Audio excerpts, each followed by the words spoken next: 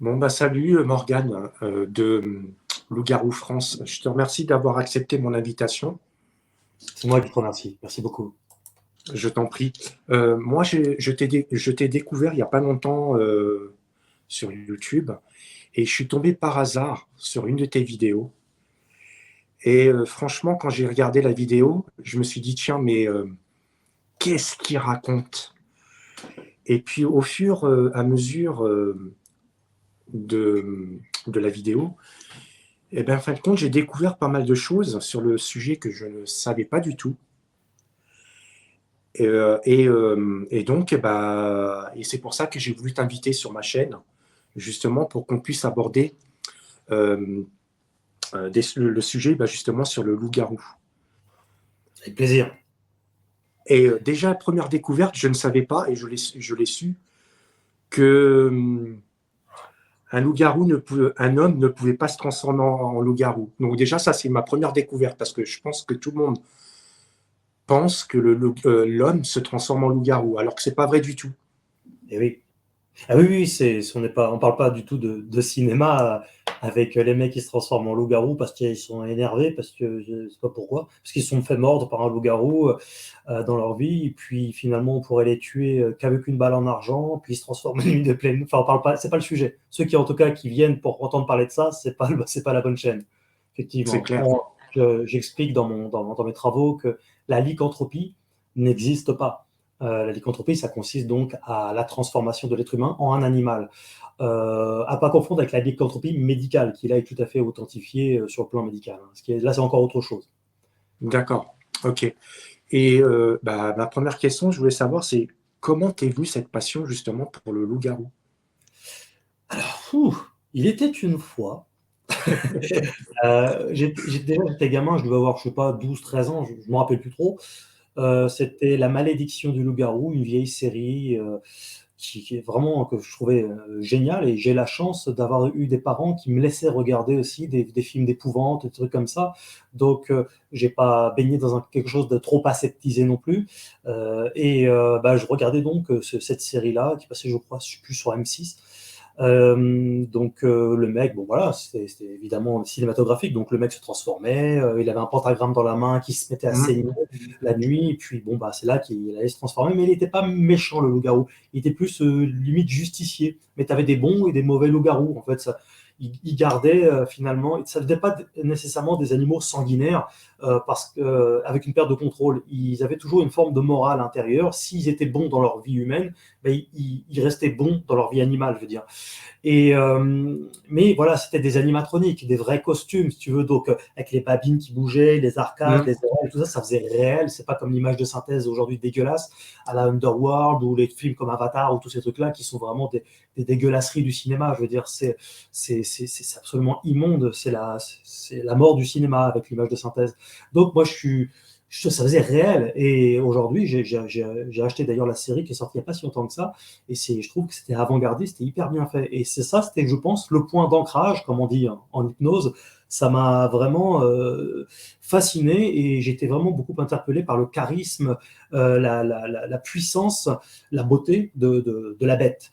Et donc, c'est resté là, comme ça, dans un coin de mon esprit. Et puis, au fur et à mesure du temps, avec l'âge, j'ai commencé à m'intéresser un peu à l'aspect légendaire, avec le roi Mmh. d'Arcadie et Zeus. Voilà, donc des petits trucs comme ça. Bon, je regardais un peu les histoires un peu amérindiennes, les légendes, où bon, ils fument certaines substances et puis ils voient des animaux comme ça, divers et variés, pas forcément que des loups d'ailleurs.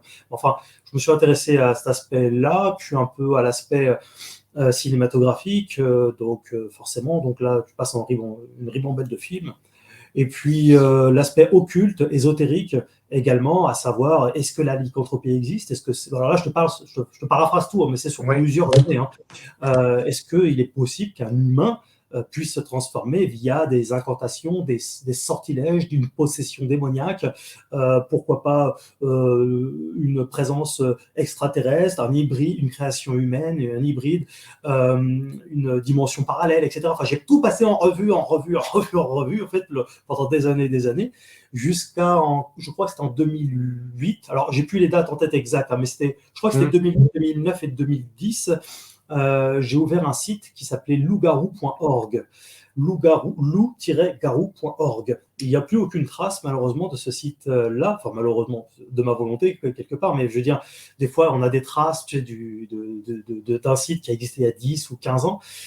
Et ben, ce site-là, qui a donc à peu près 15 ans, il n'y a plus aucune trace. Mais si, il reste une trace. Il y a un mec qui avait repris une vidéo que j'avais faite et on voit l'adresse à la fin, réalisateur Morgan Priest, et en dessous www.lougarou.org pour ceux qui en douteraient. Et le mec a foutu cette vidéo en ligne sur YouTube et il l'a refoutu en 2010, tu vois. Donc ce qui prouve bien que je raconte pas de conneries, je veux dire. Ouais, bah, Mais je ne veux pas que ça va foutre de raconter des conneries. Mais bon, bref, en fait, quand j'ai ouvert ce site-là, il y avait, alors je sais pas si ça existe encore, il y avait des forums actifs où en fait il s'agissait de se regrouper les uns les autres, puis on parlait de beaucoup du folklore, de films, même de musique, de plein de trucs comme ça, mais toujours avec l'effigie du loup-garou, avec la créature comme ça. Et là, en fait, il commençait très rapidement à y avoir des gens qui disaient, j'ai vu un loup-garou, j'ai vu un loup-garou, et voilà, il était comme ci, il était comme ça. Alors là, je ne savais pas à cette époque-là encore, je n'étais pas arrivé dans mon étude à l'aspect cryptide, auquel je n'avais même pas pensé d'ailleurs, parce qu'il y a quand même l'aspect folklorique, légendaire qui reste ancré dans ta tête. c'est ça. Même si tu espères, tu te dis quand même un animal comme ça, ça serait génial, mais bon. Tu penses pas trop à ça. Et là, du coup, c'est à force de discuter avec des gens qui avaient vu des loups-garous que j'ai compris en fait que c'était bien un animal non répertorié. Et à cette époque-là, je ne connaissais pas la cryptozoologie il y a 15 ans. Et donc, je l'ai découvert en fait grâce au phénomène du loup-garou. Et là, j'ai beaucoup appris parce que je discutais avec énormément d'entre eux. Donc, ils me donnaient des informations complémentaires les uns aux autres. Et là, du coup, j'ai compris ce qu'était concrètement un loup-garou. Et là, forcément, les questions de bon sens qui vont de logique. Mais alors, est-ce qu'il y a des cadavres de retrouvés, des squelettes? Mais alors, d'où ils viennent? Et la science dans tout ça, qu'est-ce qu'elle a fait? Enfin, des questions de bon sens. Et puis donc, à force, j'ai épluché tout ça et j'ai eu quand même beaucoup, beaucoup de réponses. Alors, je ne dis pas que j'ai toutes les réponses, mais en tout cas, en toute humilité, Une grande partie. J'en ai quand même beaucoup, oui. Et parce que je te parle d'un parcours voilà, tu vois, j'ai commencé à l'adolescence, il y a 20-25 ans, tu vois, à peu près, quoi. Donc, c'est un long parcours. Et c'est plus tard que, donc après, j'ai fermé le site loup-garou.org parce que j'avais plus le temps d'administrer, je faisais d'autres choses. Je travaille je fais beaucoup de reportages, de films, dans le milieu artistique. Et puis aussi, j'enseigne la théologie catholique, tu vois, donc je fais des débats, des conférences, j'écris des livres sur la théologie. Donc, tu vois, je fais pas mal de petits trucs. Mais le loup-garou, c'est un phénomène qui m'avait toujours intéressé. Je me rappelle, je crois que c'était en 2016 ou 2017, je m'adressais à une audience plutôt chrétienne. Et à un moment, la question, c'était, en tant que chrétien, peut-on regarder des films d'horreur, des films d'épouvante? Alors, je leur ai fait, oui, tu n'es pas dans une secte, tu fais ce que tu veux, tu as le droit de regarder des films d'épouvante. La question, c'est surtout, qu'est-ce que ça va générer chez toi? Et si ça te rend complètement taré, ou si ça te fait peur, au point de plus en tu fais des cauchemars, là, effectivement, c'est que ça a une mauvaise influence sur toi, vaut mieux t'arrêter. Mais sinon, oui, un chrétien a le droit de regarder des films d'épouvante aussi. Et à un moment donné, je passe en revue des films de loups-garous, de vampires, de trucs comme ça, machin, des films d'horreur. Et on arrive donc à un film que j'affecte particulièrement qui s'appelle Pleine Lune. Et aux États-Unis, ils l'ont appelé Bad Moon. Et en fait, dedans, le loup-garou est vraiment particulièrement bien fait. Et j'explique dans cette vidéo-là, qui s'adressait aux chrétiens, je leur dis, le loup-garou est vraiment bien fait et il est comme les vrais, dans la vraie vie. Et je passe à autre chose. Il y en a quelques-uns qui ont relevé. Ils me disent, mais comment ça, comme les vrais? Qu'est-ce que tu racontes? Mais la plupart sont passés comme ça et n'ont pas fait attention. Mais tu vois, donc je savais déjà que les loups-garous existaient en 2016, puisque je l'avais appris grâce à loup-garou.org. Et en fait, au fur et à mesure du temps, j'en parlais de temps en temps dans des lives que je faisais occasionnellement. Je disais, oui, les loups-garous existent bien, c'est pas des conneries, c'est des animaux. Et puis, à force voilà, tu scrolles sur les réseaux sociaux, sur YouTube, tout ça, puis à un moment donné, je commençais à avoir des vidéos de certains youtubeurs qui faisaient des vidéos sur les loups-garous, quelques témoignages, et je voyais le nombre, selon moi en tout cas, de conneries qu'ils pouvaient raconter. Je me disais, mais c'est pas vrai du tout, c'est pas spirituel, c'est pas une créature qui vient de l'au-delà, où il n'y a pas que des loups-garous près des églises, ou que des lieux de culte, ou que des cimetières. Pourquoi ils disent ça? Et je me suis dit, sans fausse humilité, voilà, je dis tel que je le pense, qui de mieux placé que moi, qui est fort de mon expérience de longue date, serait le mieux placé pour parler de ce phénomène-là que j'ai quand même identifié, étudié longuement, fastidieusement, patiemment. Et en fait, je me suis dit, tiens, je vais ouvrir un site où là, je vais répondre réellement aux questions à ce sujet-là. Et les gens, s'ils sont un peu cohérents, vont voir qu'en fait, ça coule de source, c'est logique, en fait, c'est évident, que c'est. Après, on n'y croit pas, mais ça a une cohérence, ce que j'explique. Et donc, j'ai ouvert loup-garou.org. Au moment où on parle, c'était il y a à peu près 2 ans et demi. Et ça a pris très rapidement. Je ne savais pas si ça allait prendre ou quoi, hein, mais en tout cas, grâce au crédit que j'ai apporté à tout ça et aux réponses que j'ai pu apporter, beaucoup de gens ont commencé à me contacter d'eux-mêmes. Donc, j'ai pas cherché en fait des témoins. C'est eux qui me contactent d'eux-mêmes la plupart du temps pour me parler de ce qu'ils ont vu et parfois témoigner aussi. La plupart du temps anonymement parce qu'ils ont peur de passer pour des fous auprès de. C'est clair, on est d'accord. Ouais, ça c'est un problème. Voilà. Mais au moins, je salue quand même leur courage parce que c'est voilà, faut C'est pas facile. quand même. Ils savent que je vais pas me foutre de leur gueule, que je vais même avoir des réponses à certains de leurs questionnements, etc. Donc ils savent qu'ils ont un interlocuteur et ça c'est important, quoi. Donc voilà pour faire très bref l'histoire de plus de 20 ans. Tu sais, il y a une chose que moi j'ai remarqué, je ne sais pas si tu le sais, c'est que j'ai remarqué depuis quelque temps, on est ce qu'on est, on nous dit dans les révélations. Et dans les révélations, on est en plein dedans, on nous le fait voir sans le vouloir par les films. Tu Oui. vois? Et justement, le loup-garou dans les films, c'est un exemple, parce que moi je pense que les très haut placés, au niveau des gouvernants, le savent, mais ils ne veulent pas nous le dire. Oui, un jour. Oui, excuse-moi, je t'ai coupé, vas-y. Et puis, deuxième chose, c'est que dans les pays de l'Est, ils y croient à fond à ce truc-là. Mais pas que ça, hein. Ouais. Tout ce qui est Dracula, tout ce qui est occulte, un peu, de toute façon, tout ce qui est chamanisme et compagnie, ils sont. Parce que moi, je suis d'origine d'Europe de l'Est, et les loups-garous, on y croit fortement, hein. Oui, oui, tout à fait. Il y a quoi, un ou 2 ans de ça, je discutais avec un ami, un Belge qui est parti aux États-Unis pour réussir dans le cinéma. C'est pas Jean-Claude Van Damme. Et en fait, voilà, il fait son petit truc là-bas, son relationnel, et il est sorti avec une femme dont son père travaille pour le FBI. Et ils discutaient, voilà, machin, ils allaient manger ensemble. Et un jour, cet homme-là lui a dit qu'il existait sur Terre 2 choses dont l'humanité ne connaissait pas, ne savait pas, ignorait totalement. C'était premièrement la présence extraterrestre sur Terre et que c'était factuel. Et la deuxième chose, il dit que les loups-garous existent bien et que ce sont des animaux qui ne sont pas répertoriés officiellement. Tu vois, et il a dit ça de lui-même, tu vois, et donc après il est revenu m'en parler, il m'a dit putain, il dit comme toi que les loups-garous existent vraiment, quoi, tu vois, donc bon, ça je peux pas le prouver, mais en tout cas voilà, oui, il y a des gens dans des hautes sphères, c'est évident qu'ils le savent, mais je crois que chez la masse globalement, bon, je pense que si toute la masse savait, ça ferait plus peur qu'autre chose, parce que je vois même dans mon travail, il y a tout un paquet de personnes qui ont même peur aujourd'hui d'aller dans la forêt la nuit, alors qu'ils y allaient avant, ou qui passaient aux abords des forêts, ou qui regardent les forêts plus avec le même œil. Et je pense que si c'est sur BFM en masse comme ça, je crois que les gens flipperaient et ça pourrait créer une forme de petite psychose. Alors, je crois des fois qu'il y a des vérités qui ne sont pas forcément bonnes à dire. Alors, chez loup-garou.org, ça ne fera jamais, ça sera jamais une grosse chaîne à coup de millions et de millions de vues, je veux dire.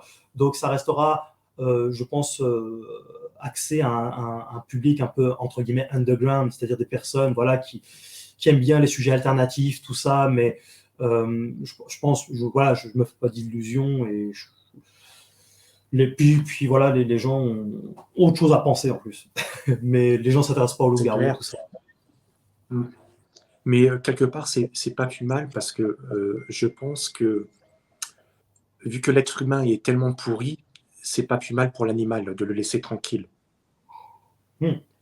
Parce que j'ai vu dans dans tes reportages, de toutes les vidéos que j'ai vues, c'est que même avec la force qu'il a, parce qu'il peut balayer des gens en claquant de doigts, hein, il est quand même craintif de l'humain, il va pas se rapprocher de lui. Pourquoi? Parce qu'il sait très bien qu'il est mauvais.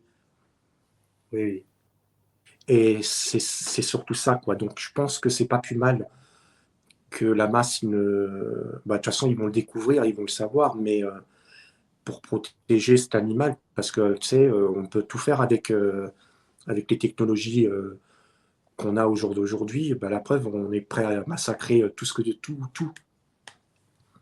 Oui. Donc, Oui, oui, je dirais pas que l'humain est pourri, mais en tout cas, il a une partie mauvaise et certains plus, à plus de degrés oui, que des autres, quoi. c'est ça, On a vraiment du mauvais c'est en ça, chacun et il y a des gens qui laissent effectivement parler un peu plus leur côté obscur de la force, si je puis dire. Et c'est ça. effectivement, oui, des tarés, il y en a, hein, surtout, surtout ceux qui nous dirigent d'ailleurs. Mais en fait, ouais, du coup, c'est pour ça que je m'en fais pas, que je pense. Déjà que l'immense majorité des gens ne savent pas que les loups-garous existent. Et puis ensuite, il faudrait que des gens soient armés. Et puis ensuite, qu'ils acceptent de faire des battues pendant des nuits, des nuits, des nuits interminables pour essayer de tuer un loup-garou. Enfin, ce serait extrêmement fastidieux. Et tout ça, il y a vraiment une chance sur un milliard, à mon avis, quoi. Les gens ont vraiment autre chose à foutre, comme remplir leur frigo, par exemple, ou payer leur facture, tant bien que mal. Donc, je pense que C'est ça ça. restera toujours un phénomène. Bah, tu vois, par exemple, en Roumanie, enfin, dans les pays slaves, bon, ils s'intéressent à ça, mais il n'y a pas plein de chasseurs de loups-garous subitement avec des flingues, et tu vois. De- donc, C'est ça. donc voilà, non, je pense que les gens ont vraiment autre Et chose à vous? faire. Quand moi je parle, quand je m'identifie comme étant chasseur de loups-garous, évidemment, tu l'as compris, c'est pas, on chasse des images, on chasse des, des, Oui, des images. On chasse pas au sens chasseur avec une arme, quoi. oui, oui, oui. Donc, toi, tu les répertories plus du côté de l'Est et du Sud-Est ou Sud-Ouest? Oh, partout, alors il y en a vraiment, réellement partout en France, hein, du nord au sud, de l'est à l'ouest, mais il est vrai qu'il y a une dominante dans l'est et dans le sud-est. Ça, c'est factuel. Je m'en suis aperçu tout au long des témoignages recrutés. Les forêts sont denses, il y a beaucoup de grottes, de cavités. Alors, encore une fois, il y en a partout en France, hein, mais disons que Mmh. c'est vraiment particulièrement le cas dans l'Est et dans le Sud-Est, hein. Encore il y a quelques jours, là, j'avais un témoignage en Haute-Savoie, tu vois, c'est encore dans l'Est. Donc là, je travaille sur un cas en Bretagne, soit dit en passant. Bon, enfin voilà, ça va sortir sur Loup-garou pour France prochainement. Mais oui, oui, oui, il y en a partout en France, il y en a partout en Europe et beaucoup aux États-Unis. Et j'ai constaté au fur et à mesure du temps de recruter un grand nombre de témoignages et d'en apprendre aussi provenant des États-Unis, que les loups-garous étaient plus massifs et plus grands en général aux États-Unis. Je me suis aperçu qu'ils pouvaient faire jusqu'à 2,50 m aux États-Unis, alors qu'en France, ils sont généralement plus petits. Comme quoi, ils s'adaptent hein, selon le contexte géographique, D'accord. selon toute chose. Et ils ont les mêmes yeux, c'est-à-dire rouges, ou ils ont En fait, différentes, pas différentes. dans l'espèce de loup-garou, j'ai identifié plusieurs races. Et donc, en fait, bah, selon le contexte géographique, et bah, ils évoluent. Il y en a qui peuvent avoir des yeux noirs, d'autres plutôt jaunâtres, ambre, d'autres plutôt rouges, d'autres sont de différentes couleurs, en fait. Et puis, il y a des couleurs de loup-garou différentes, des gris argentés, limite. Il y en a même des blancs, il y en a des tout noirs très intenses. On a pas mal de témoignages de loup-garou noirs, des marrons, des beiges, tout ce qu'on veut en fait, hein. En fait, c'est exactement comme les loups, tu vois, il y a différentes morphologies, différents types, selon la zone où ils ont évolué, quoi. D'accord. Et ils se nourrissent, ils ils se nourrissent, la même chose que les loups, leur nourriture? Oui, oui, oui, beaucoup, oui. Sauf que comme ils ont des capacités peut-être un Ah, peu ah, bah, plus athlétiques, quand ils commencent à avoir sérieusement faim et qu'ils ont la possibilité, ils s'attaquent aux chiens et aux chats aussi. Et aussi, quand ils commencent à être à des périodes de famine, bah, ils se rapprochent des villages. Les villes, non, bien sûr, mais les villages, tranquilles, oui, ils regardent au niveau des poubelles, ils regardent au niveau des poulaillers, des jardins, s'il y a des chats, des chiens. Moi, je recense un nombre incalculable d'attaques d'animaux, d'enlèvement d'animaux aussi, mais d'enlèvement vraiment, où, par exemple, je me rappelle d'un témoignage, là c'était pas loin de la région parisienne, où le mec c'était un garde forestier. Je me rappelle plus de tous les détails, parce que j'en entends tellement, mais je veux dire, l'histoire globalement c'est ça, Oui, c'est oui. un garde forestier, il vivait dans sa petite maison, il y avait un grillage tout autour de sa maison, et il avait un chien plutôt pas sympa du tout d'ailleurs, et puis du jour au lendemain, son chien a disparu. Pourtant, il n'y avait aucune trace sur le grillage, ni d'un animal qui aurait creusé pour passer en dessous, ou le chien qui se serait échappé. Non, il a totalement disparu. Et en plus, sans un seul bruit. On sait que je sais, en tout cas, ceux qui s'intéressent à ça, savent que les loups-garous peuvent faire des bonds de plusieurs mètres de haut, des 3-4 mètres de hauteur. Donc, c'est une puissance absolument incroyable dans les pattes arrière. Et donc, c'est pas un problème, en fait, de passer par-dessus le grillage d'environ 2 mètres, d'exploser le chien et de se barrer avec. Et donc, le garde forestier a acheté un chien un peu plus tard, je crois que c'était 6 mois après. Je crois qu'il était déjà adulte, d'ailleurs, le chien. Et il a également disparu aussi, sans une seule trace. Pas un bruit, ni rien du tout. Et il se plaignait souvent de voir une créature très sombre dans les environs, mais il n'arrivait pas à l'identifier, elle ne s'approchait pas, mais elle était bien là. Et c'est que bien plus tard un témoin a retrouvé une tête d'environ 70 cm dans un fossé près de cette forêt-là. Donc 70 cm, ça correspond à un loup-garou qui doit faire approximativement, on n'est pas au centimètre près, mais environ 2,10 m. Donc c'est un très très grand spécimen pour la France. C'était dans les années 80, donc bon, déjà il n'y a pas touché, il ne savait pas ce que c'était, il avait une grosse tête de loup énorme. Bon, il était à la base, lui, il ne s'intéressait pas à ça, comme tout le monde. Et il n'y avait pas d'appareil photo, donc évidemment, les téléphones portables de ce genre-là, ça a combien, 15 ans peut-être? On a tous des téléphones comme ça depuis 15 ans environ. Avant, c'était les petits téléphones à clapet, tu sais, les Alcatel, téléphones de merde. Et en fait, du coup, là, c'était encore une génération, enfin, une époque encore avant. Donc, malheureusement, on n'a pas de vidéo, mais je pense qu'avec le temps, on a déjà quelques vidéos de loup-garou. Alors, on en a 2 sur Loup-garou France, tout à fait authentiques, bien sûr, mais on en a une aussi tout à fait que j'identifie comme étant authentique aux États-Unis, d'un loup-garou qui est en train de creuser dans un cimetière. Et là, tu m'entends? Il y a une petite coupure.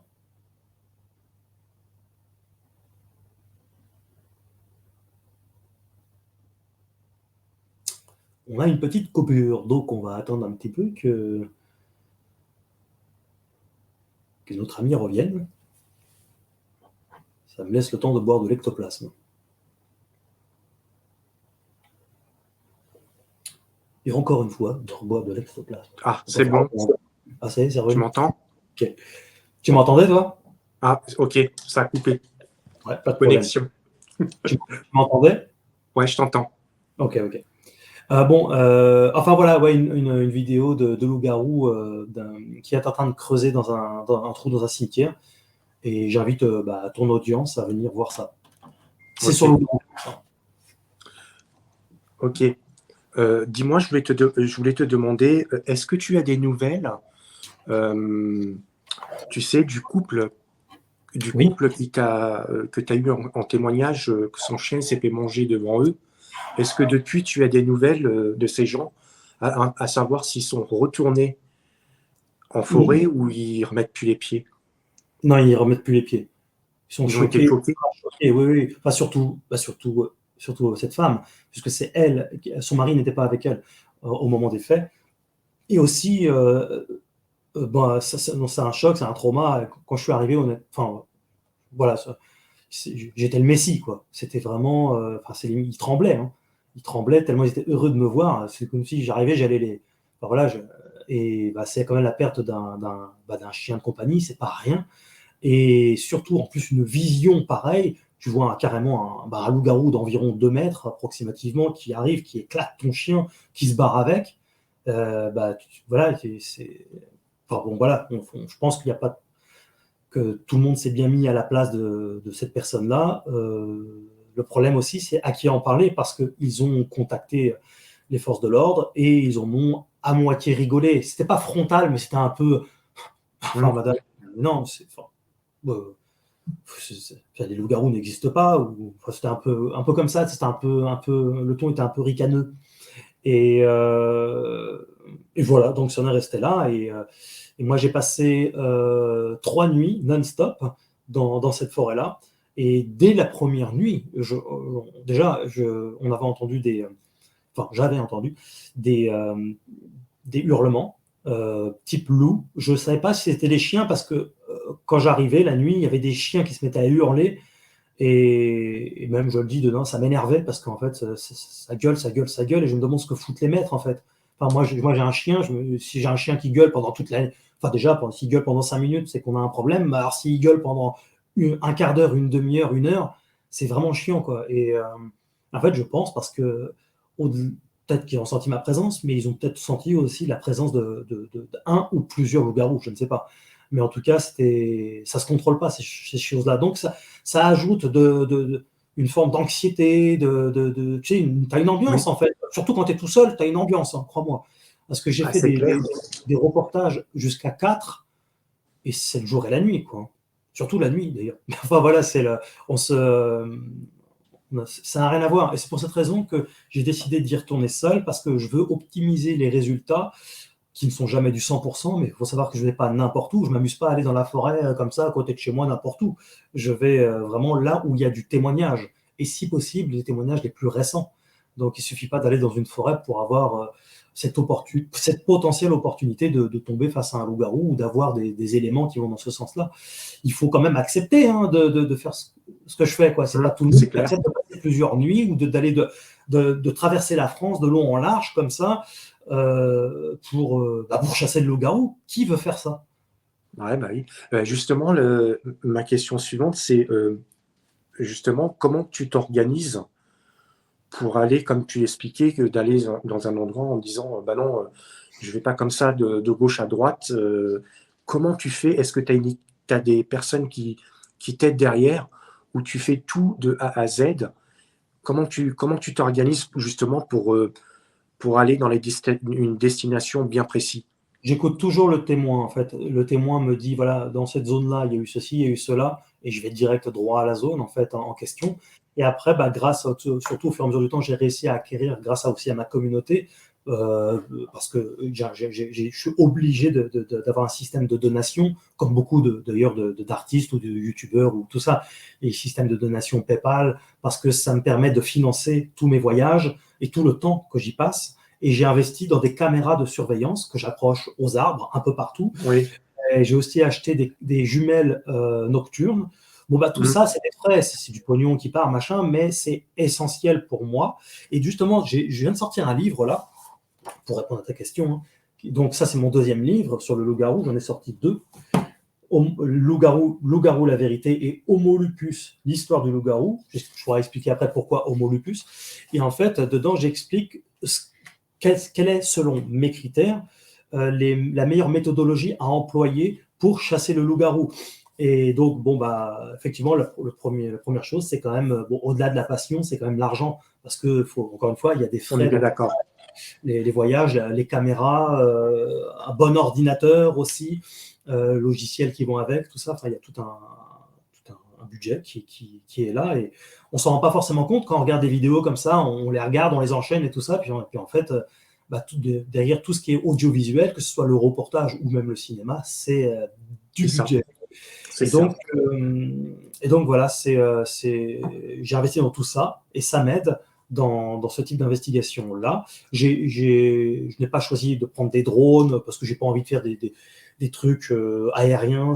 J'ai pas le temps pour ça, en fait. Je vois droit au but. Je veux pas de GoPro accroché sur le front ou sur le torse, comme certains m'ont suggéré. Évidemment, j'y ai pensé à tout ça, mais c'est parce que le problème d'une GoPro, c'est que c'est pas intéressant parce que tu peux pas faire de vrai zoom et t'as pas forcément non plus toujours une superbe absorption de lumière, ce qui fait que si j'ai quelque chose dans le viseur, comme c'était le cas dans mon dernier reportage, eh ben, je peux focaliser ma lumière sur le sujet en question, enfin sur la bête en question, ou le bruit, ou ce qui s'est passé, et je peux zoomer avec ma caméra, qui est une bonne caméra, quand même à 1 000 € à la base, peut-être que ça a baissé depuis le temps, mais c'est quand même une bonne caméra, un caméscope, et hyper fonctionnel, donc je peux le bouger dans tous les sens, je fais ce que je veux, ce qui n'a pas le cas avec une GoPro. Je me ferais chier avec une GoPro. Tu vois, c'est comme amener des bouts de barbac avec moi, les entreposer partout, machin truc, ça serait une grosse galère. Je préfère utiliser beaucoup les caméras de chasse et passer du temps. Et là, je vais passer beaucoup de temps d'ailleurs dans les prochains reportages, parce que je pense que je vais en faire, ça dépend, entre 3 et 5 pour cette année 2023. J'attends que là, les beaux jours reviennent quand même, parce que là, tenir tes caméras dans le froid, enfin, c'est clair. cisaillé, mais enfin, voilà, la réalité du terrain. Et en fait, je veux y aller seul aussi. Justement, je laisse moins d'odeur, bah, automatiquement, je fais moins de bruit, parce que bah, je parle rarement, enfin, je parle pas tout seul en général, ou alors quand je parle, c'est juste un peu à la caméra, machin. Mais on le voit d'ailleurs un petit peu, j'ai quand même vachement découpé, mais on le voit un petit peu dans le dernier reportage. Je suis là, bon, bah, j'écoute, je parle pas, je regarde, j'attends. Tu glandes, quoi, en fait. Tu fais rien, tu es juste là en train d'attendre. Là, pareil, il faut accepter de se mettre dans une forêt et d'attendre. Ouais, mais bon, tu vas avoir vu que tu es chasseur de loups-garous, bah, tu n'as pas le choix, tu es obligé. Oui, c'est un travail de C'est patience. ça. Dans mon deuxième livre, l'un des critères de base du chasseur de loup-garou, c'est la patience. Et beaucoup, beaucoup, beaucoup de patience même. Ouais. Bah oui, tu es là Ouais. dans une forêt et pendant, je sais pas, 5, 6, 7 heures, ça dépend. Puis tu attends, quoi, en fait. Et puis, bah, justement, comme tu le dis toujours, s'il y a des personnes qui savent mieux, bah, ils n'ont qu'à le faire. Mais vraiment, et en plus, je dis ça pas forcément avec beaucoup d'ironie, parce que j'aimerais voir les résultats qu'ils pourraient nous ramener. C'est Parce ça. que voilà, on peut dire aux gens toujours, fais ci, fais ça, fais ci, fais ça, pourquoi tu fais pas ci, pourquoi tu fais pas ça. Bon, voilà. C'est vrai qu'en plus, le temps passé sur place, mais je pense que les gens, ils se rendent pas compte aussi tout le travail qu'il y a derrière au niveau du montage. Ouais, tu dois checker toutes les images, regarder. Puis des fois, tu dois faire des choix entre les images. Tu dois te dire, bon, ça, je vais leur mettre. Oh non, si ça se trouve, ils vont dire que c'est chiant. Non, on va passer droit au but, machin. Puis des fois, je suis quand même obligé de montrer que c'est fastidieux, alors je laisse. Tu vois, tu dois faire un choix dans les images que tu regardes. Alors des fois, tu te les repasses 5, 6 fois, 7 fois, ça dépend. Et oui, c'est du temps. Un reportage, ça peut prendre entre une semaine et un mois de montage pour les reportages. Ouais. Ça prend du temps, tu dois tout regarder. Et en plus, c'est pas des reportages très techniques sur le plan de l'habillage. Je fais quelques plans de coupe, des fois je pose la caméra à un endroit, je marche, tout ça, c'est un peu, on va dire, c'est le côté mise Mmh. en scène, c'est le côté habillage, tout ça. Mais je me fais pas chier avec plein de plans de drone, je pourrais le faire, mais avec plein de musique, des switches, avec une voix off et tout ça. J'ai opté pour le format le plus brut possible, en fait.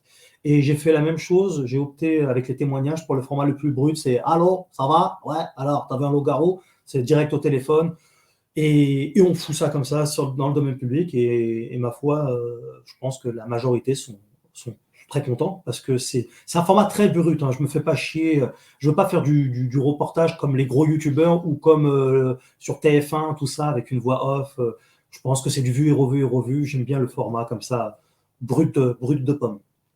Et sinon, par contre, une question, pendant tous tes reportages, est-ce que tu as eu, l'occasion, mais vraiment, de le sentir, mais vraiment très, très, très proche? Parce que je sais qu'on le voit, il est très discret, mais quand je dis proche, parce que Plusieurs fois, je sais quand tu le vois sur la caméra, on le voit pas.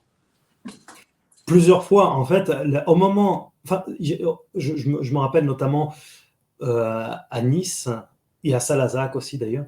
Il n'y a pas de bruit en fait, il y a rien, et tu es là, t'approches, puis c'est d'un seul coup, t'entends enfin un truc, bon je le fais pas très bien, mais tu sens que ça vient des entrailles de la bête, tu vois, tu sens qu'il y a, Mmh. une grosse bête, que c'est pas, pas un sanglier, je sais pas, un blaireau, ou je sais pas quoi. Tu sens que c'est vraiment très très gros, et tu le sens presque, j'exagère à peine, tu le sens presque vibrer dans le sol, et tu le sens presque vibrer en toi.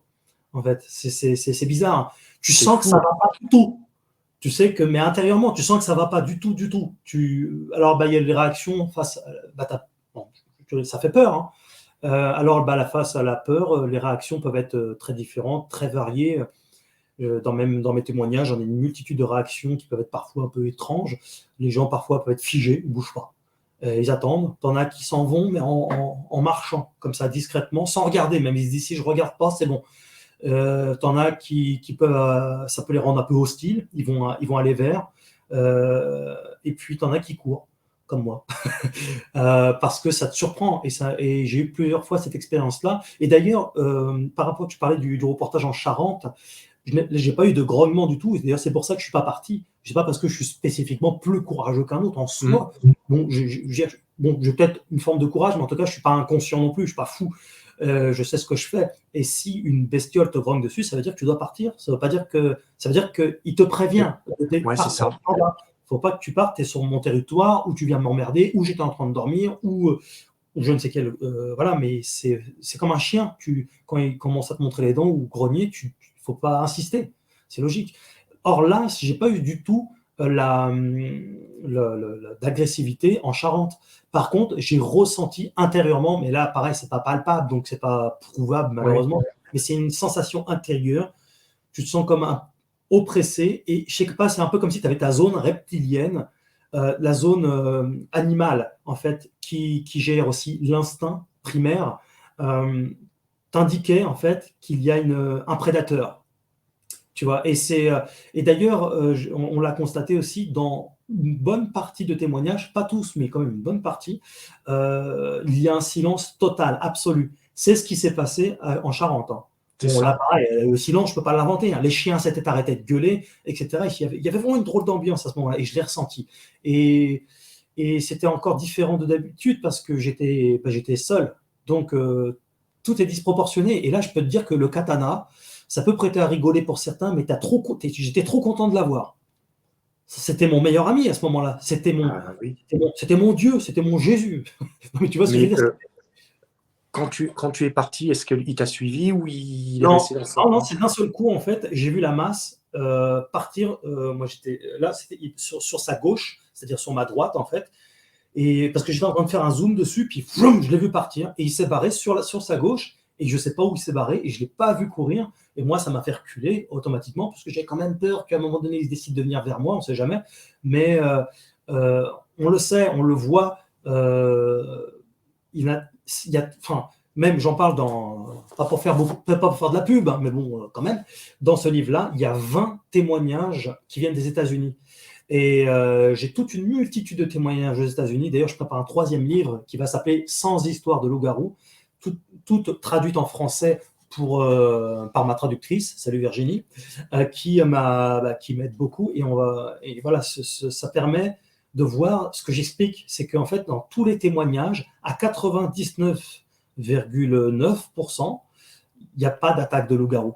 Et d'ailleurs, il y a une chasseuse de loup-garou aux États-Unis qui s'appelle Linda Godfrey, et j'ai lu une interview qui date de plusieurs années, mais je l'ai lu que dernièrement, je l'avais jamais vue, une interview écrite, et elle disait ce que j'explique, en fait, que oui, les loups-garous,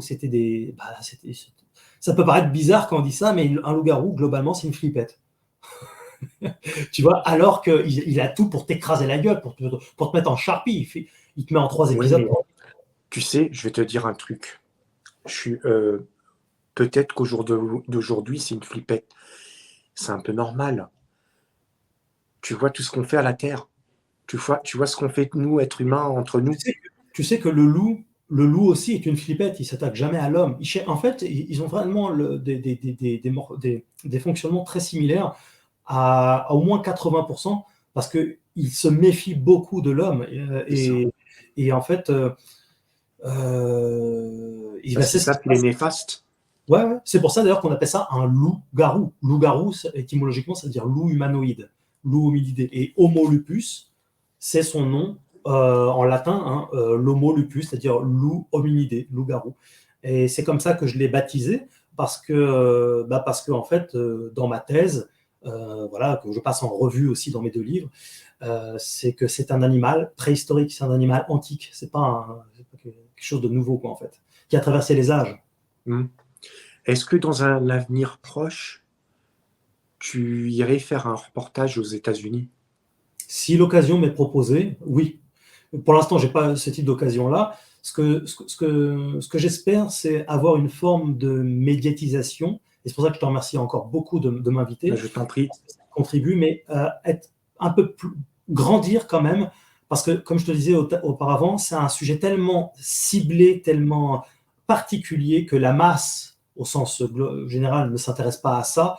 Et donc, il y a besoin quand même de faire connaître ce phénomène-là, parce que automatiquement, il y a des gens qui vont se foutre de ma gueule. Je sais très bien comment ça fonctionne. Oh, il est fou, il est bizarre, il est ceci, il est cela, il raconte des conneries avec ses loups-garous, il fait du buzz, c'est du fake, c'est des conneries. Enfin, ils penseront tout un tas de conneries. Mais par contre, il y a une petite partie parmi ceux-là qui vont être plus ouverts d'esprit, ils vont écouter, ils vont prendre le temps d'écouter, ils vont dire ah non mais en fait c'est la réalité. Il y a aussi une petite partie d'entre ceux-là qui vont savoir que je raconte pas de conneries parce qu'ils en auront vu. Et pour certains, ils vont me contacter et ça fera peut-être de nouveaux témoignages pour la communauté, tu vois. Donc c'est important de faire connaître ce phénomène-là, de partager au mieux et j'ai plusieurs projets comme ça, là, justement, un peu de plus de médiatisation. Et je ne vais pas cracher dessus parce que je sais qu'il y a plein de gens qui en ont vu et qui refusent d'en parler. Et là, aujourd'hui, ils ont un interlocuteur. Et justement, prochaine question. Est-ce qu'un loup-garou, c'est un homme ou une femme? Bonne Il y a les question. deux, les mâles et les femelles. Ouais, on le voit dans certains témoignages, ils disent, ils ont eu le temps, pas toujours, hein, mais certains ont eu le temps d'identifier que c'était une femelle. Ou un mâle, si il voit une paire de couilles, quoi, en fait, il le voit. Et je me rappelle d'un témoignage, notamment, je crois que c'était au Québec. Attends, non, ouais, c'était les loups-garous de Maria, j'avais appelé ça, c'était dans une contrée là-bas au Canada. Et en fait, le mec, à un moment donné, il dit c'était une femelle parce que je voyais bien ses mamelles. Il était, je ne sais plus, à 10 mètres de lui ou un truc comme ça. Puis il le regardait fixement, comme ça, sans bouger. Il regardait ce qu'il allait faire. Je pense que le loup-garou, à ce moment-là, se disait s'il veut bien me donner à manger, c'est pas de refus. Mais lui, il était là. C'est un mec c'est un bûcheron, si tu veux. Donc lui, c'est le mec de la forêt, d'ailleurs. Lui, hein, je me rappelle très bien. Pour l'avoir sur Skype, c'était une grosse galère. C'est le gars de la forêt. Il vit dans la forêt, c'est lui, il faut lui parler hache, tronçonneuse, bout de bois, un truc comme ça, tu vois, tu peux pas lui parler de technologie, tout ça, tu vois, donc lui, il en a vu plusieurs fois, quoi, des loups-garous dans ses parages. Et il y a pas mal de témoignages au Canada, hein, en général. Et ils sont, en général, ils sont solitaires ou ils peuvent vivre en meute? Alors, on a des témoignages où il y en a plusieurs, mais globalement, il y a quand même pas mal de solitaires dans les loups-garous. Ouais. Statistiquement, il y a plus de témoignages de la vision d'un seul loup-garou, comme ce fut le cas d'ailleurs pour moi à 2 reprises, que de 2 ou 3 ou 4 loups-garous. C'est déjà arrivé, hein, mais c'est plus rare. Ouais. D'accord. Et ils vivent dans les mêmes habitats que les loups? Manifestement, on les retrouve plus facilement effectivement dans les forêts, surtout les vastes forêts, à moins qu'on ait un coup de cul, mais bon, ça arrive aussi, hein. Des fois, il y en a qui vont dans les champs, tout ça, mais c'est des vastes forêts, sous des souches d'arbres, dans des tanières, dans des grottes, dans les hauteurs aussi, sur des montagnes, tout ça, donc reculé de l'homme. Ouais, c'est très similaire au loup. D'accord. Et je suppose qu'ils sont des petits, donc tu en as pas vu? Non? Ils ont des Si, petits? si, on a des témoignages. Moi, j'en ai pas vu, mais si, j'ai plein de témoignages de jeunes loups-garous. Je m'en souviens d'un témoignage, par exemple, là, d'un mec qui était en voiture, puis il voit un loup-garou, quoi, normal, sur la route. Enfin, le normal, si je puis dire. Il voit un loup-garou. Et à côté, il y avait un petit je crois qu'il était un peu ébouriffé, il était un peu les poils en pétard, tout ça, peut-être qu'il était en pleine mue. Et il était tout foufou, il n'arrêtait pas de jouer. Et puis il passe à côté des loups-garous. Il avait bien vu que ce n'étaient pas des chiens ou des loups normaux, quoi, qui n'avaient pas du tout le même physique, le coffre, la posture à l'avant, les longs bras, tout ça. Enfin, il y a des signes qui ne trompent pas. Il est passé à côté et les loups-garous, alors peut-être était-ce pour s'amuser, je ne sais pas, ou peut-être que le petit s'est mis à courir en fait après la voiture, et il court vite en plus, parce que le gars il est à 70 km/h et il les voyait, ils voyaient leur silhouette courir derrière en fait. Et puis après ils se sont barrés, ils ont été autre part. Alors je sais pas ce qui s'est passé dans leur tête.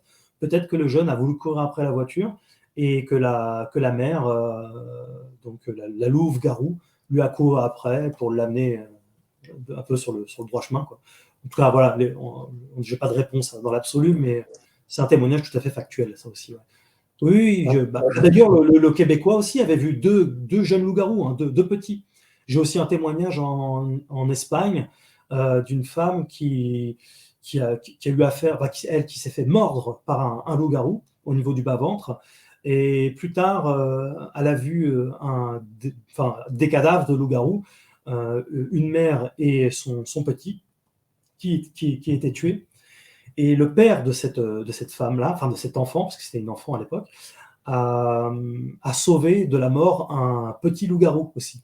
Il lui a donné à manger. Il était blessé à la patte arrière.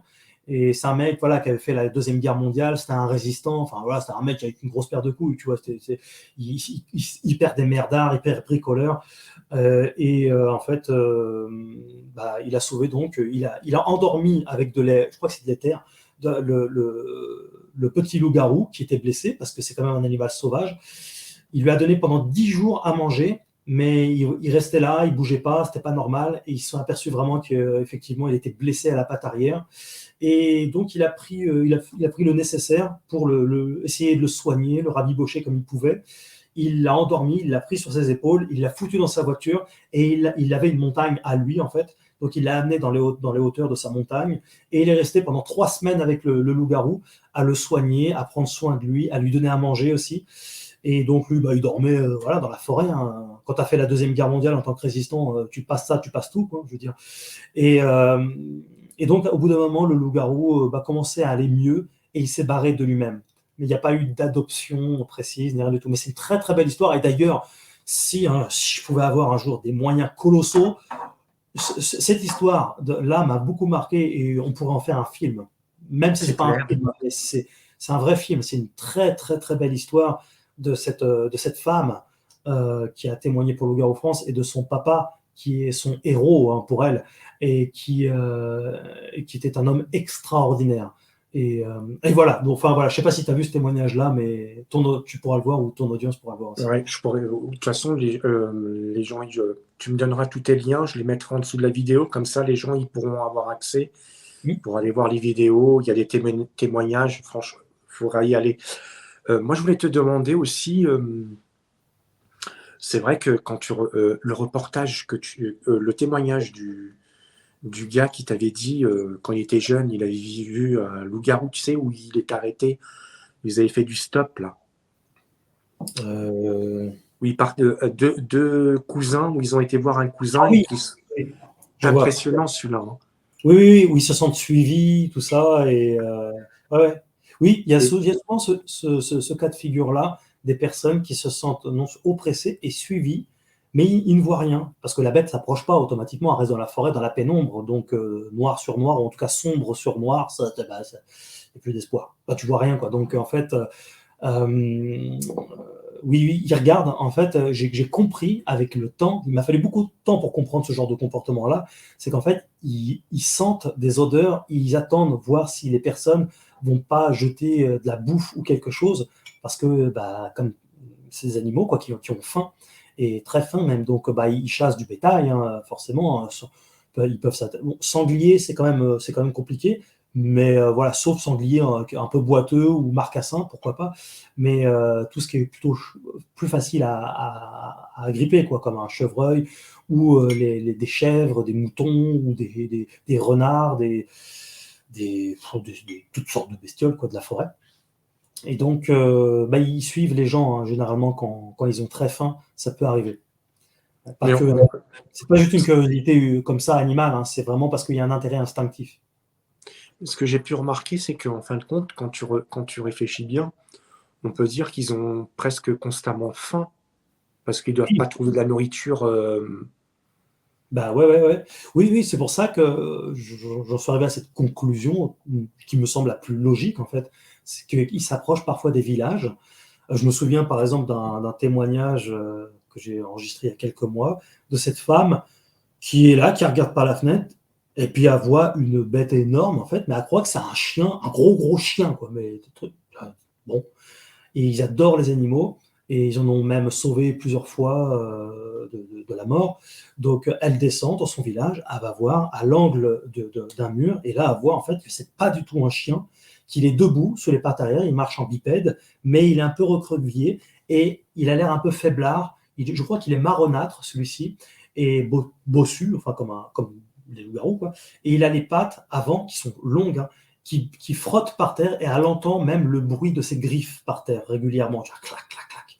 Et, et là, elle le voit en train de regarder dans les jardins. Il cherche de la bouffe, en fait. Il cherche des chiens, des chats, des poules, des canards, des trucs comme ça, quoi. J'en ai un nombre incalculable aussi de témoignages d'animaux qui sont fait tuer, enlever, soit tuer, soit enlever. Et là, donc, elle voit ça, et là, le loup-garou commence à se retourner vers elle, et elle voit bien que c'est pas donc un chien ou un chevreuil ou je ne sais quel autre animal connu. Elle monte chez elle, et son mari, lui, se réveille, je crois, c'est vers 3 heures du mat, parce qu'il est boulanger, et elle n'ose pas le réveiller, parce qu'il faut bien qu'il dorme au bout de sa journée, mais quand il se réveille, elle dormait toujours pas, et elle lui a dit, j'ai vu une bête, j'ai vu une grosse bête. Voilà. Et sa réaction à lui, c'était quoi? Il l'a cru parce qu'il sait que c'est pas une tarée ou une genre à raconter des conneries, mais il était interloqué, quoi. Il se disait, enfin, les gens comme ça, ils savent jamais trop quoi dire. Et puis ils savent même pas que les loups-garous existent, parce qu'en fait, ça fait 5 ans, 10 ans, 15 ans qu'ils vivent dans un endroit, ils n'ont jamais entendu parler de ça, donc pour eux, c'est pas possible qu'il y en ait ici. Mais si, c'est possible. Combien de fois j'ai entendu des gens dire, oh, c'est bizarre, moi, ça fait 15 ans que je passe dans cette zone-là, j'ai jamais rien vu.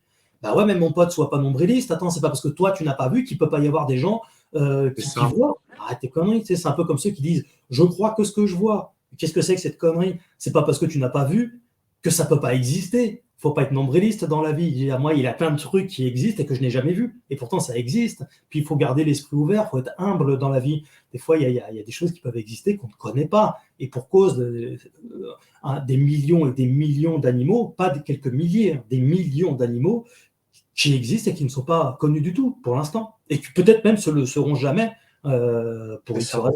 C'est ça. On ne sait pas ce qu'il y a sur la Terre. Il y a plein d'animaux qu'on ne connaît pas. Et donc, quand on ne sait pas, vaut mieux se taire, quoi. En tout cas, je trouve que ce qui doit l'emporter, c'est pas le nihiliste et dire ça n'existe pas, c'est des conneries, et balayer tout d'un revers de main, comme ça c'est un peu facile. Je pense qu'il faut pas tout croire, mais il faut pas tout rejeter non plus. Il faut être souple et nuancé. Les choses sont pas forcément binaires, tout blanc ou tout noir comme ça. Des fois, il peut y avoir des éléments de vérité. Des fois, il y a quelque chose à comprendre. Et il faut être humble dans la vie. Voilà, il faut être humble. On ne sait pas tout, on ne saura jamais tout. Les mystères du monde, de l'univers, la création de Dieu est vaste, et d'ailleurs j'en parle aussi dans mes 2 livres, hein, de tout ça, et avec articles et sources à l'appui, hein, que la science reconnaît elle-même qu'elle est complètement dépassée par la faune, quoi. Ils connaissent à peine 20% de la faune animale dans la mer et sur Terre. Et je ne parle pas que des parasites, hein, des gros animaux aussi.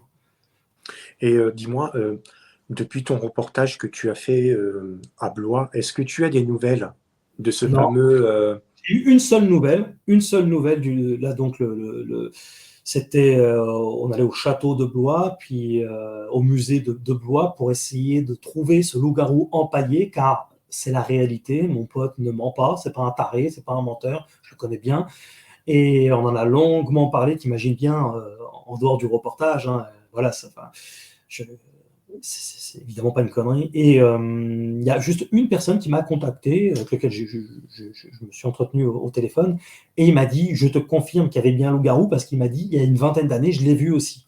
Et il m'a dit, par contre, là, je suis étonné qu'il n'y soit pas.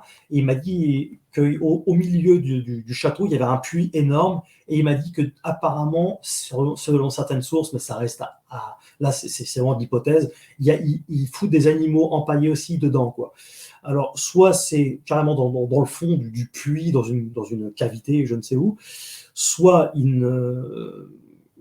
je pense qu'en fait, ils ont été sincères avec nous. Ils n'ont pas entendu parler de ça, parce qu'aussi, ils n'ont pas travaillé. Même la personne qui s'occupe des animaux empaillés, tout ça, ça fait pas plus de 20 ans qu'elle est là, tu vois. Donc, en fait, elle ne sait pas tout, elle ne connaît pas tout. Il n'est pas impossible que cet animal-là fût envoyé à Pétaouchnok, tu ne sais pas, hein, peut-être en Russie ou en Allemagne, ou je ne sais quoi. Et d'ailleurs, David, le chasseur de loup-garou qui est avec moi dans le reportage aussi, hein, m'a dit qu'il avait vu, un jour, il avait vu le loup-garou empaillé dans un reportage. Et je crois qu'il me semble qu'il m'avait dit que c'était un reportage allemand, ou que c'était en Allemagne, un truc comme ça. Mais là, c'est très compliqué. Alors, le reportage est là, et peut-être qu'un jour, je sais pas, dans quelques mois ou quelques années, j'aurai un retour par rapport à ça. On ne sait jamais. Bah oui. Je n'espère pas. Mais c'est marrant parce que tu vois, moi j'aimais bien aller visiter les châteaux, surtout du côté de Blois et tout. Et je me rappelle que j'avais vu un truc, je ne sais plus dans quel musée, parce que ça se trouve, ils vont peut-être déplacer sur un autre château, hein. Peut-être, peut-être. Et Mais je sais plus c'était où, mais j'avais vu un truc aussi. Après, je sais pas si c'était un ours ou de toute façon dans les châteaux, ils ont un peu de tout là-dedans. en tout cas, je me rappelle que à cette période-là, on avait vécu un phénomène tout à fait extraordinaire. On était 4. Enfin, il y en avait un qui avait un problème au niveau du genou, qui était resté près du feu pour se protéger aussi, quelque part, quoi. Parce que les loups, ça ne s'approche pas du feu. Donc, il n'y avait pas besoin qu'on lui donne une arme. Il y en a qui m'ont dit, ouais, t'es un enfoiré. Il y a des gens qui cherchent toujours la merde, c'est incroyable. C'est T'es un, ça, t'es un enfoiré quand même, t'aurais pu lui laisser une arme, quelque chose pour se défendre. Mais il est à côté du feu, qu'est-ce que tu veux qu'il lui arrive? Et puis voilà, les loups-garous n'attaquent pas les hommes, donc calmez-vous, quoi. On n'est pas dans un film là. Mais on avait vécu quand même, il y avait une grosse cabane, je ne sais pas si tu l'as vu complètement ce reportage-là, mais oui, ouais, il y avait une grosse cabane à peut-être 20 mètres de nous, ou 30, on sait, enfin un truc comme ça. Et on a entendu un bruit dedans, mais un truc, enfin une déflagration, comme s'il y avait quelqu'un qui balançait un parpaing dessus, ou je sais pas, enfin un truc énorme, quoi. Ça nous a fait flipper. Et c'est là que justement on a pas mal couru dans le champ et on avait bien vu, identifié une silhouette, il y avait quelque chose, notamment aux jumelles nocturnes. Et David avait vu une gueule, très furtivement, mais il avait vu une gueule, et avec la mâchoire ouverte à un moment donné. Et malheureusement, j'ai pas vu, enfin Fred non plus n'a pas vu, et on n'a pas filmé. La caméra ne peut pas être partout à tous les moments, tout ça. Enfin, il faudrait foutre une caméra à chaque arbre, sinon. Enfin, voilà. Mais voilà, il n'est pas exclu qu'on retourne dans cette zone-là en temps voulu aussi. Et voilà, on avait laissé des caméras de surveillance aussi pendant pas mal de temps. Et est-ce que tu as le fafo, comment dire, tu sais, le gros boom quand tu as été avec le couple, celui-là qui est comme toi, chauve, qui est le barbu, qui rigole tout le temps, comment il s'appelle? J'ai oublié son Ouais, prénom. Joe, Joe. Est-ce que tu as des nouvelles du jour quand tu es parti, le gros boom que vous avez entendu? attends, La défragration. ah oui, je crois vraiment que c'était. Oui, putain, là aussi, on avait flippé. Parce Ah qu'on. oui, je vous ai vu, c'est un truc de fou. Et je me demande s'il n'y a pas un terrain militaire pas très loin. En fait, il semble qu'il y ait des avions qui passent, en fait, des avions militaires, et là, ils ont passé le mur du son, et en fait, ça a pété, et je pense que ça doit être ça. Parce que vraiment, je le dirais de toute façon, il n'y avait pas de chasseurs dans le coin. Ça fait le bruit vraiment d'une déflagration de flingue. On a cru qu'on se faisait tirer dessus. Et même moi, quand j'ai entendu, je me suis dit, mais qu'est-ce qui se passe? Ouais, j'ai cru qu'on se faisait tirer dessus. Joe, et il était en train de se marrer. Il me regarde. Ah, c'est marrant, ça, tu rigoles moins là, subitement, hein? Mais ouais, sur le coup, on n'a pas fait gaffe. Tu sais, c'est toujours pareil, il y a sur le moment et après, tu vois, avec du recul. Tu ne penses pas forcément à tout le temps, au même instant. Des fois, tu te dis, putain, j'aurais dû faire ci, j'aurais dû faire ça. Mais je te le dis, on est passé quand même à travers champs avec sa voiture, à gauche, à droite. On n'a vu aucun chasseur. C'est ce qui nous a étonnés. J'en arrive à la conclusion, et certains l'ont bien identifié, même dans les commentaires, et que c'est un avion de chasse qui a passé le mur du son, je pense. D'accord. Et depuis le tout dernier de reportage que tu as fait avec lui, est-ce que lui, tu as des nouvelles de lui? Il continue à aller. Oui, d'ailleurs, quand j'ai sorti le reportage, dans les, pas dans les grottes, c'est dans les, comment on appelle ça? Où il y avait le cheval, là? Non, c'est qu'à la fin dans le dernier reportage là qu'on a tourné ensemble, grâce à une caméra de surveillance, voilà, les carrières. J'avais Oui. une caméra dans une carrière, et à un moment donné, on voit une chauve-souris qui passe, qui déclenche la caméra, et cette chauve-souris-là vient d'une zone en fait où on voit au loin, mais c'est tout petit, on voit deux petits yeux. Je l'ai vu. Et ces deux petits yeux, en fait, ça bouge. Hein. Moi, j'ai bien Oui, regardé, mis sur pause, tout ça, machin. J'ai éclairé l'image comme je pouvais, et tout. Enfin, voilà. Et on voit des yeux qui apparaissent, qui bougent un peu comme ça, et vite qui disparaissent. C'est très furtif. Et la chauve-souris vient de cette zone-là. Donc, ça veut dire qu'il y avait bien quelque chose de physique à cet endroit-là. Enfin, malheureusement, on voit rien. C'est très furtif, on voit rien. Mais par contre, lui, il y est retourné pour voir quand même au cas où, quoi. Malheureusement, il a rien vu. Évidemment, la bête, elle n'était pas là en train d'attendre. Ah, bah je t'attendais. Non. Mais mais il y est retourné quand même. Et lui, de leur côté, ils ont entendu encore une autre histoire, je crois, hein, dernièrement, une autre histoire liée au loup-garou. Et c'est une zone absolument extraordinaire. C'est pour ça que j'espère vraiment que je pourrais encore y retourner.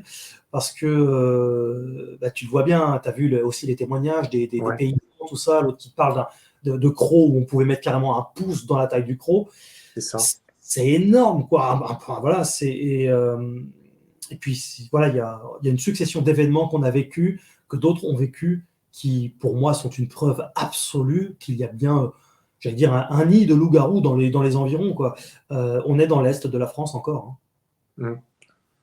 Euh, Ton prochain projet, tu retournes encore au Bois des Gars dans les grottes? Oui, d'ailleurs, il y a deux youtubeurs normalement qui viennent en mois de mars parce qu'ils voudraient faire un petit reportage sur moi. Et je vais les amener à la zone précise où j'ai vu, moi et mes potes, je n'étais pas seul, hein, un loup-garou. Où il était exactement, comment il a couru, etc. C'était ma première expérience visuelle avec un loup-garou. J'en ai eu que 2 pour l'heure, mais je compte en avoir plus parce que parce que je travaille en fait. Donc je fais le job. Et statistiquement, à force, on a plus de résultats hein, C'est automatiquement. ça. Mais là, c'était ma première expérience visuelle, pas auditive, mais vraiment visuelle, où là, on l'a clairement vu, un animal bipède. C'était forcément un loup-garou. C'était pas un mec habillé en noir énorme ou je sais pas quoi, Mm. qui branle dans le champ, le mec. Enfin, ça n'a aucun sens.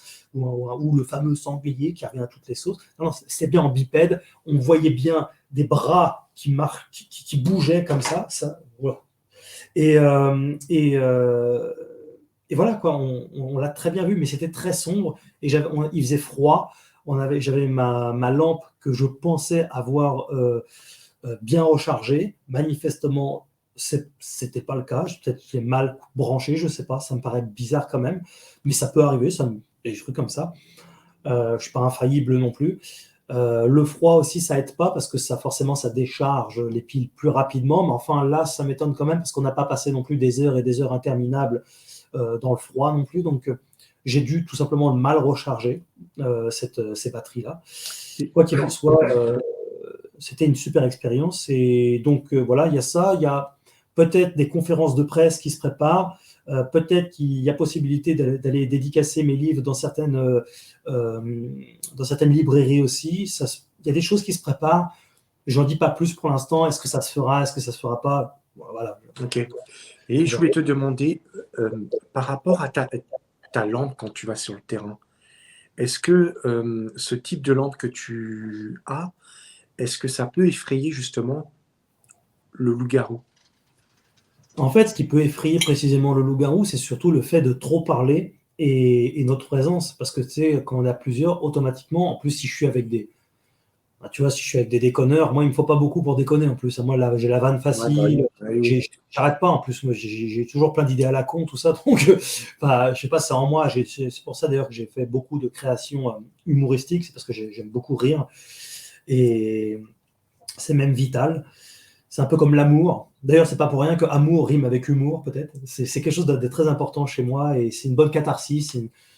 Et puis, tu sais, quand tu es des fois dans des moments anxiogènes, bah, des fois, peut-être que tu as encore plus envie de rire parce que c'est une façon pour toi d'évacuer le stress, en fait. C'est ça.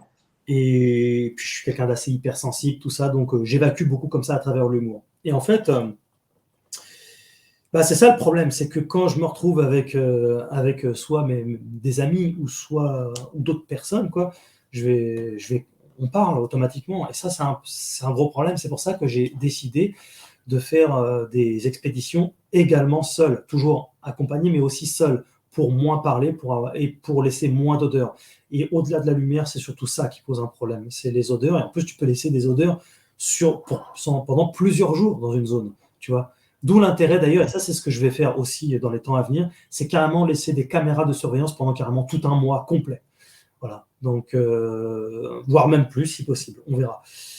L'une des prochaines expéditions, ce sera un retour au Bois des Gars aussi, et cette fois-ci, comme en fait le Bois des Gars, c'est pas ça s'appelle le Bois des Gars, mais c'est pas juste un bois, c'est une forêt, c'est immense. Elle est rattachée à d'autres forêts. Ouais, c'est Après, ça. tu as un morceau de champ, puis après, tu as encore une autre forêt. Enfin, c'est immense. C'est la jungle.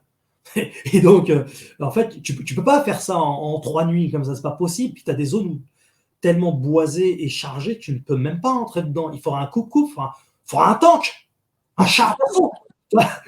Tu vois, j'ai pas de pognon, je vais parler avec mon chat. Et tu imagines le chasseur de loup-garou, qui défonce tout. Mais tu vois, je peux pas faire. Bon, voilà, donc ce qu'on va faire, c'est qu'il y a une rivière qu'on voit d'ailleurs dans le reportage de temps à autre. Je vais me démerder pour avoir une barque. Bon, une bonne barque digne de ce nom, ça coûte cher. Hein. Ça coûte pas 50 euros. Une bonne barque, c'est entre 500 et 1000 euros. Mais grâce à mes fidèles abonnés donateurs, je vais acheter une barque. Et cette barque, ça sera la loup-garou barque. Je vais l'utiliser et je vais traverser une bonne partie de cette rivière, tout ça, et passer du temps. Je vais utiliser d'autres méthodologies pour essayer d'avoir accès à des zones dont je ne peux pas avoir accès à pied, en fait. Tu vois. Donc, Okay. On va y aller à la rame. Enfin, voilà, ça peut paraître bizarre pour certains, mais moi, j'ai envie de tester ça. Ça va être une situation assez singulière pour le coup, parce que les chasseurs de loups-garous en bateau, il n'y en a pas beaucoup. Mais je m'en fous, je fais ce que je veux. Ok. Écoute, Morgane, on va arriver à la fin. Ouais. Je te laisse le mot de la fin. Le mot de la fin sera merci à toi, merci beaucoup de m'inviter. Merci pour ta bienveillance et de ne pas me couper la parole constamment aussi pour ton écoute. Tu es vraiment une bonne personne et donc je tiens à le signaler en premier lieu. Merci. Et puis, plus secondairement, on a le site loup-garou-france.fr, la chaîne YouTube Loup-garou France. Ceux qui s'intéressent au phénomène qui va avoir toutes les réponses, eh bien, c'est en vente sur Amazon, ou bien on peut me contacter directement, comme ça je peux l'envoyer de façon dédicacée. Faut m'écrire à loup-garou-france@gmail.com. Et puis il y a tous les réseaux sociaux, on est sur TikTok, sur Facebook, sur Twitter. Et puis voilà, donc ça grandit tout doucement, mais sûrement, et notamment grâce à des personnes comme toi.